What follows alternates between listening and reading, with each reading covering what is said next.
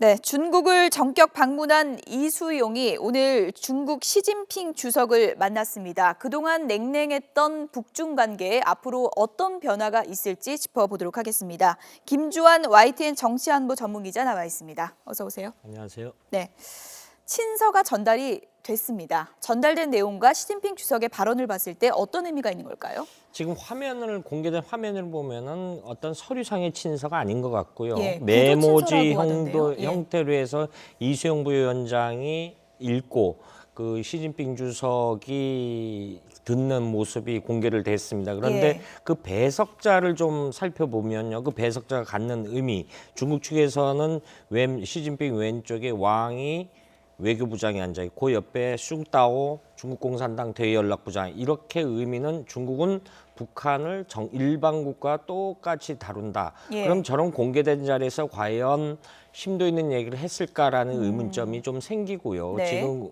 공개된 화면만 뭐 배석자 예. 없이 만났을 개연성도 있는데, 저 자리에서 시진핑의 발언인 굉장히 형식적으로는 그동안에 중국 정부가 일관되게 유지했던 한반도 정책과 예. 하나도 틀린 게 없다, 이렇게 볼 수 있을 것 같습니다. 그런데 저 구두 친서 내용에 뭐가 들었는지 중국 예. 정부가 아직 발표를 안 하고 있으니까 그게 예. 현재로서는 의문이죠. 뭐 친서에 양국 관계 뭐 발전을 강화한다 이런 내용이 들어있다고도 전해지고 있는데, 지금 나온 그 키워드만 보면은 북중 관계 좀 발전에 이런 계기가 됐다고도 볼 수 있지 않을까요? 어떻게 해석됩니까? 관계에 대해서는 하는데, 그 시진핑 주석의 발언이 지금 신화통신 등을 통해서 전개 보면은 이런 이야기들이 있습니다. 유관 당사국들은 냉정과 절제를 유지해서 지역 내 질서와 평화를 안정을 유지해야 한다. 이거는 굉장히 세 가지 측면에서 중요한 의미가 있습니다.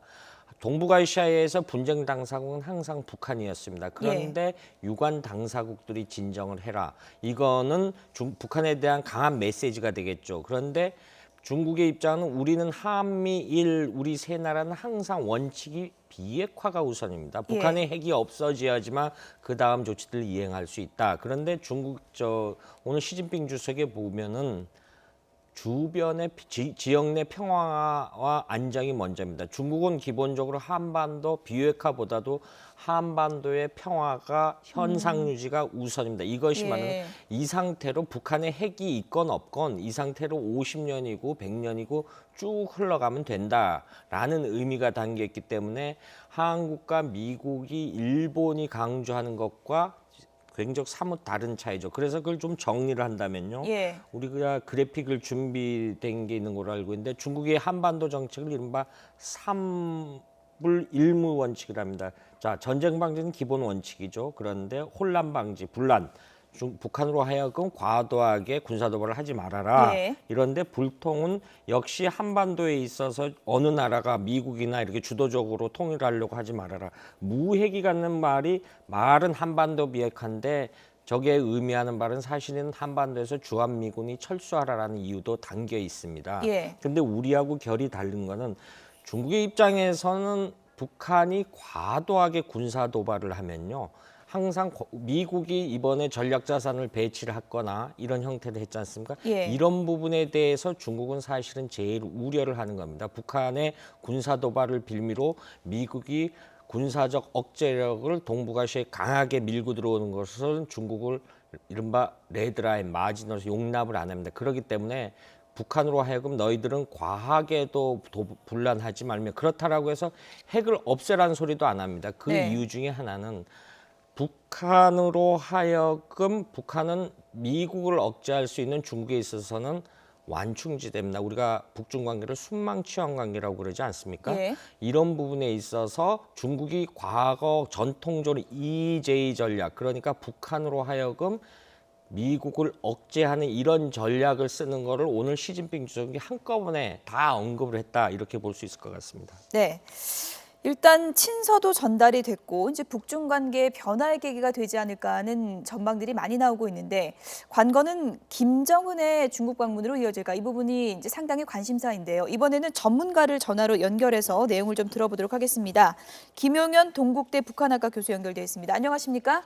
네, 안녕하십니까? 네, 오늘 뭐 친서까지 전달된 것 같고요. 구체적인 내용은 좀 더 들어봐야 되겠지만, 오늘 이 만남이 김정은의 중국 방문으로 이어질 것인가? 이것이 상당한 관심사입니다. 어떻게 전망하십니까? 두 가지 측면을 봐야 될 것 같습니다. 하나는 친서가 전달됐다는 것. 이것은 결국 리수용 당 부위원장이 사실상 정부 부위원장이 특사 역할을 했다 이렇게 봐야 됩니다. 예. 그 특사라는 것은 결국 김정은 위원장의 방중을 염두에 둔 그런 차원의 특사 성격을 띄었기 때문에 그 차원에서 우리가 하나 봐야 될 것 같고요. 또 하나 우리가 주목을 해야 되는 부분은 북한 이번에 김정은 위원장의 친서 내용 속에 핵 문제와 관련돼서 어느 정도의 유연성들이 담겼느냐 하는 겁니다.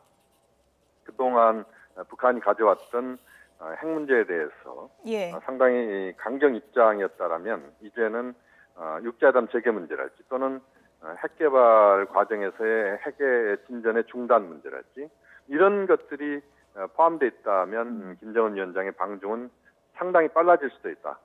그렇지만 이제 그것이 원론적인 북한의 입장을 반복하는 그런 형태의 친서의 내용이었다면 예. 사실 방중은 더뎌질 수밖에 없다. 그렇게 전망할 수 있겠습니다. 네. 그러니까 뭐 핵 문제 관련해서 북한이 유연성을 좀 보였다면 중국이 통큰 선물도 이번에 줄 수 있다. 이렇게 보시는 거군요. 그렇습니다. 예. 지금 현재 상황에서는 북중 관계가 중국 입장에서도 북중 관계를 계속 지금의 악화일로로 가는 이것을 방치하는 것에 대한 부담이 분명히 있다고 봐야 될 것 같고요. 북한 입장에서도 역시 지금 그 5개년 개발 관련된 전략을 북한이 지금 설정하고 있는 지금 상황에서 중국과의 관계 개선이 없는 속에서 경제 발전은 사실상 불가능하다. 이런 이해관계가 분명히 있기 때문에 현재로서는 북중이 뭔가 현재 어려운 관계를 복원하는 그런 방향을 설정하고 싶다. 이 부분은 분명히 일치가 하는데 예. 결국 핵 문제에 대해서 어떤 식의 북한의 전향적 입장이 나오느냐. 이 부분이 현재로서는 관건이다 이렇게 봐야 될 것 같습니다. 네. 시진핑 주석이 한 발언 내용을 좀 보면 냉정과 절제를 그 당사국들이 유지를 해야 되고 대화를 강화해야 된다. 원칙적인 것 같지만 좀 의미심장한 내용도 있는 것 같습니다. 어떻게 해석하십니까? 사실 이제 중국 쪽에서 늘 했던 이야기가 그런 이야기입니다. 그러니까 더 이상 긴장 고조는 안 된다는 것이고 대화를 통해서 문제를 풀자는 것이고 이것은 지금 일관된 중국의 입장이다 이렇게 봐야 되는데 현 시점 그러니까 리수용 부위원장의 방중에서 이 말이 다시 나왔다는 것은 결국 어쨌든 대화의 그런 돌파구를 좀 찾자 그런 중국 쪽의 강한 의지가 표현되어 있다고 봐야 되고 이것이 김정은 위원장에게 정확하게 또 전달되는 이런 역할을 리수용 부위원장이 한다 그렇게 보면 예. 현재 지금 당장 어떤 그 성과들이 나오고 있지는 않습니다만 어쨌든 대화의 그런 흐름으로 좀 그 방향이 갈 수도 있다. 이런 또 긍정적인 전망을 해주는 건 사실입니다. 다만 어쨌든 말씀드린 것처럼 북한의 어떤 유연성들이 좀 나와야 중국이 좀 더 그 보폭을 넓힐 수 있다. 그런 점에서 중국 쪽은 북한 김정은 위원장의 유연성들을 기대하는 또는 유연성을 갖도록 하는 차원에서의 압박도 같이 할 것으로 보입니다. 네. 앞서서도 이제 북한이 중국에 가서 이제 핵 문제 관련해서 어느 정도의 유연성을 보이느냐가 관건이라고 하셨는데 이게 어느 정도 좀 북중 간에 진전된 입장이 나온다면 우리나라에는 어떤 영향을 미친다고 볼 수 있을까요? 역시 이제 그 북중 간에 좀 더 대화 쪽의 어떤 흐름들이 나온다. 이것은 두 가지 측면에서 우리에게 영향을 준다고 봐야 됩니다. 하나는 역시 한국도 그런 흐름이 만들어진다면 핵 문제와 관련된 부분에서 대화의 그런 흐름 쪽으로 한국이 움직일 수 있다 이렇게 봐야 될 것 같고요. 또 하나는 그것이 남북 관계에도 영향을 준다고 봅니다. 예. 그러니까 지금 현재 상황에서 남북 관계는 남북 당국 차원에서 자체 동력으로는 사실상 현재 강대강의 대결 구도를 풀 수 있는 그런 소재거리가 없습니다. 예. 그렇지만 이제 외부 환경, 특히 핵 문제를 풀기 위한 그런 대화의 흐름들이 일단 시작된다면 그 과정에서 남관계의 유연성들도 나올 수 있다. 이런 점에서 이번 리수용 부위원장의 방중 과정에서 좀 더 긍정적인 성과가 나온다면 그것은 남관계에도 좀 더 유연성과 좀 더 대화 쪽으로 가는 그런 흐름을 만들 수도 있다. 이런 점에서 이번 방중이 상당한 현재 한반도 정세의 중요한 분수령이 될 수 있다. 흐름을 좀 바꿀 수 있는 그런 분수령이 될 수 있다. 이런 점에서 주목할 수 있겠습니다. 네, 흐름을 바꿀 수 있는 계기가 될 수 있다라고 전망을 해주셨습니다. 김용현 동국대 북한학과 교수였습니다. 전화 연결 고맙습니다. 네, 감사합니다. 네, 지금 뭐 더 내용을 들어봐야 되겠지만 네. 일단은 대화의 흐름 속으로 흐를 계기가 될 수 있다. 이렇게 전망이 나왔는데 어떻게 보십니까? 그런데 예. 저는 김용현 교수하고 약간 좀 생각이 다른데 예. 오늘 도쿄에서 한미일 육자회담 수석 대표들이 만났는데 지금 만약에 이수용 부위원장이 진전된 입장을 갖고 왔다. 네. 여러 가지가 가능하겠죠. 우리로서는 가장 기본 원칙이 비핵화 다음에 한다라는 건 오늘도 재확인된 부분입니다.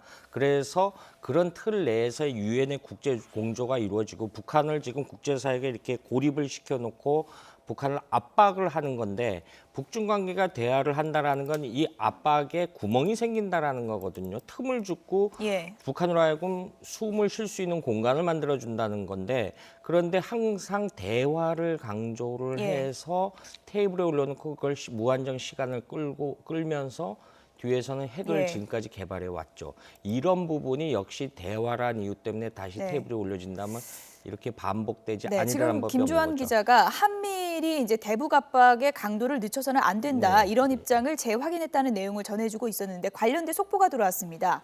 미국 재무부가 북한을 자금 세탁 우려 대상국으로 지정했다. 그러니까 이수용이 지금 중국 가서 시진핑 만나서 북중 관계 뭐 강화 이런 얘기 하고 있는 상황인데요. 네. 미국에서는 재무부가 북한에 대해서 자금 세탁 우려 대상국으로 지정을 했다는 속보가 들어왔습니다. 그러니까 대북 압박 강도를 늦추지 않겠다. 이 높이겠다. 부분은 또 이렇게 봐야 될 거예요. 됩니다. 지금 사실은 중국은 북핵 문제를 단일 이슈로 보는 것이 아니라 항상 예. 미중 관계의 틀 내에서 보거든요. 그러니까 지금 미국과 중국이 남중국 핵 문제 때문에 굉장히 갈등이 있습니다. 중국의 입장에서는 오바마 대통령이 최근에 히로시마를 갔죠. 베트남을 가서 대량 살상무기 금수 풀었죠. 이런 것을 중국의 입장에서는 자국을 포위한다고 보는 겁니다. 예. 그런데 북한 역시 피포위 의식이라 그래가지고 주변국들이 자기들을 고립을 하기 때문에 핵을 개발한다 이 노래입니다. 둘이 일맥상통하는 부분이 있죠. 다시 정리를 하면은 예.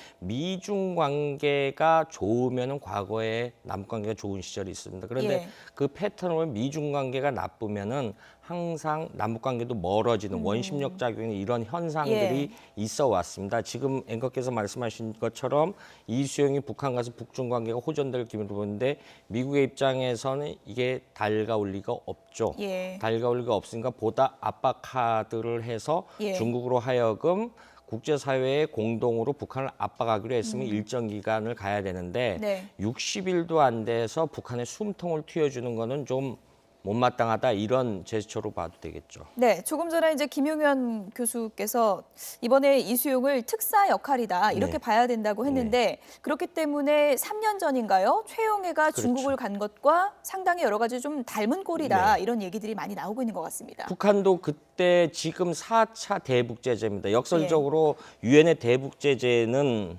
시기가 없어요. 데드라인이. 그런데 3차 핵실험 때 2월에 있었죠. 2014년 예. 2월에 갔는데 비핵화 언급도 안 했는데 북한이 당시 중국이 슬그머니 풀어줬어요. 그래서 그때 느슨하게 해가지고 3차 이 대북 제재가 흐지부지 됐고 예. 결과적으로 이번에 4차 핵실험이니까 또 했는데 같은 패턴을 반복하고 있죠.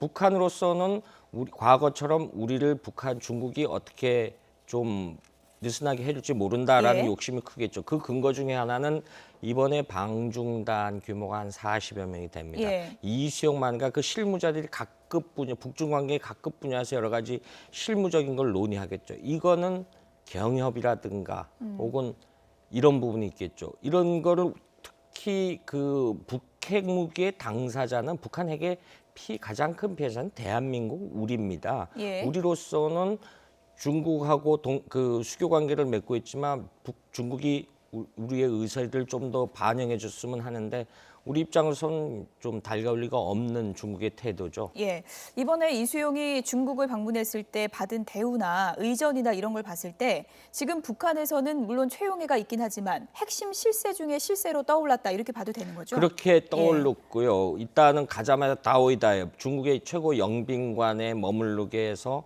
그 아마 조대로 들어가서 오늘 시진핑 주석을 만나는데 오늘 시진핑 주석이 제가 볼 때는 국가 주석 자격으로 만난 것이 아니라 예. 중국 공산당 중앙위원회 총서기 당대당의 입장에서 만났을 개연성이 큽니다. 그래서 예. 김정은 노동당 위원장 명의의 구두 친서를 중국 공산당 총서기 명의로 보니까 이거는 북중 관계는 기본적으로 정부 관계보다 당대당 관계가 우위에 있거든요. 이걸 강조했다는 게 우리가 일반적으로 뭐 당대당 교류다라고 폄하하기는 보다는 예. 굉장히 좀 엄중한 의미가 있다 이렇게 봐야 될 것 같습니다. 네. 끝으로요. 이제 김정은이 중국 갈 수 있을까? 이 부분이 상당한 관심사인데 그 확률이 어느 정도 되는지 하고요. 우리나라 정부가 비핵화 원칙을 고수해 왔는데 우리 정부는 어떻게 대응을 해야 되는지 분석을 지금 좀 해주시죠. 만약에 퍼센티지 땅들은 좀 무리가 있는 것 같고요. 예. 만약에 방중한다면 우리가 지금까지 비핵화 원칙에 대해서 우리는 이렇게 노선 변경을 해야 될 가능성이 굉장히 중차대한 부분이 있죠. 왜냐하면은 미국의 차기 대선이 곧 다가오는데 미국 일각에서 이 비핵화보다 비확산 움직임이 좀 없지 않아 있고요. 예. 중국에서는 평화협정과 비핵화를 동시 논의하자. 다시 정리하면은 예. 우리는 기본적으로 비핵화가 이루어져야 된다라는 일관된 입장이 있고, 근데 중국은 비핵화하고 육자회담 틀을 동시에 논의할 수 있다. 예. 이런 그리고 5차 핵실험 하지 말아라는 입장이고요. 예. 미국의 입장은 자기들 미 본토에 대한 핵무기 타격 능력을 하지 말아라는 거기 때문에 결이 다 다릅니다. 예. 가장 우리로서는 지금 중차대한 기로에 있다 이렇게 봐야 되겠죠. 네. 김정은의 방중까지 이어질지는 아직 알 수 없지만 어쨌든 이수용의 방중은 상당한 의미를 네. 갖고 있는 건 분명해 보입니다. 지금까지 김주환 YTN 정치안보 전문기자였습니다. 수고하셨습니다.